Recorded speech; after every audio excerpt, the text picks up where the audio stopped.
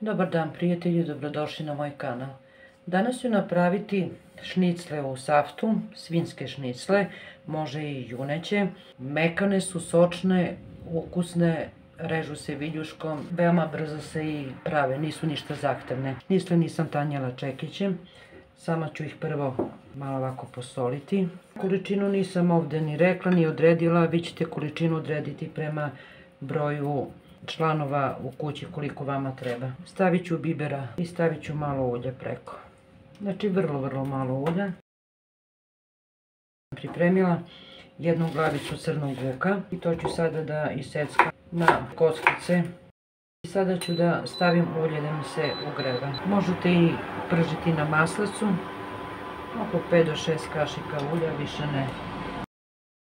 Luka ću na jednu manju temperaturu da propržim minut, dva samo. Ja sam ovdje pripremila jednu papriku, jedan odušteni paradajz, jednu šargarepu i 2 čena belog luka. Sada ću to na sitnije da iseckam. Sada ću da stavim preko luka šnicle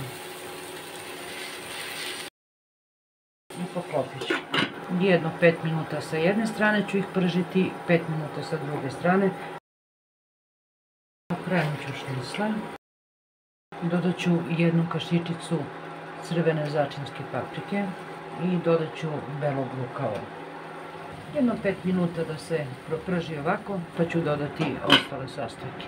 Šnicle su se propržile još nekoliko minuta. Sada ću opet da ih okrenem. Tako ćete češće da se one podjednako prže sa oba strane. Dodat ću iseckano povrće. Još malo ću da ostavim ovako da se proprži, poklopljeno. Okrenete šnicle, povrće dođe ispod i nalit ću oko 200 ml vode. Poklopit ću i na tenane da se krčka. Šnicle okrenite ovako još jednom i nalijte još 200 ml vode. Sada bi bilo lepo da se šnicle izvade i da se blenderom sve ovo povrće lepo sjedini. Ili štapnim, u stvari mikserom. Sad ovdje takvu mogućnost nemam, a tako će da se krčka još jedno 10 minuta. Stavit ću još malo soli.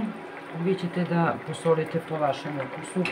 Možete da stavite i suvog začina i još malo bibera.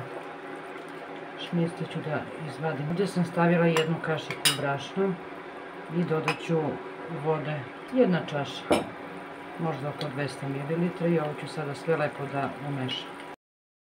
Sipat ću brašnu vode u ovaj sat i vratit ću šnicle. Da proključu još jedno 10 minuta i gotovo je. Dodat ću sada na kraju jednu kašičicu peršuna. Šnicle su spremne za konzumiranje. Šnicle možete uz krompir, pire, ovako samo bareni krompir, veoma ukusne. Vidjeli ste, ništa teško, dobijete jedan kompletan lep obrok. Želim vam svako dobro i prijatno do sljedećeg videa, pozdrav!